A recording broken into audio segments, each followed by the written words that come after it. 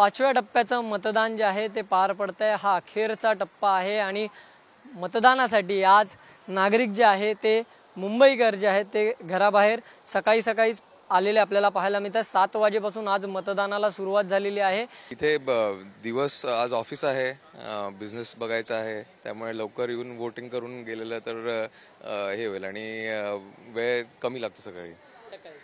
नक्कीच आपण जर पाहिलं तर या ठिकाणी मोठी जी लाईन आहे ती या ठिकाणी आपल्याला लागलेली पाहायला मिळते। आपण जर पाहिलं सकाळीच ही लाईन जी आहे ती या ठिकाणी लागलेली आहे। काका काय सांगाल, तुम्ही देखील सकाळी सकाळी इथे मतदान करायला आलेला आहात? आम्ही हा हक्क बजावलाच पाहिजे आणि आमचं कर्तव्य आहे की आपला देश जर चांगल्या रीतीने चांगल्या हातात पाडायचा असेल तर सगळ्यांनी बाहेर येऊन मतदान केलं पाहिजे।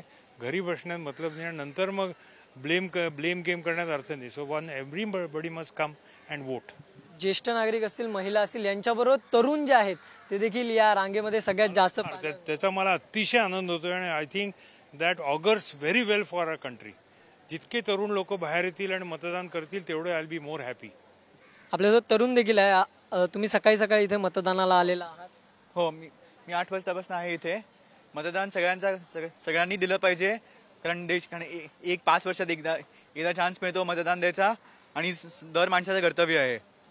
5 वर्षातून एकदा ही संधी मिळते आणि त्याचं सोनं जे आहे ते करण्यासाठी या ठिकाणी मतदार आलेले आहेत। काही ज्येष्ठ नागरिक आपल्यासोबत।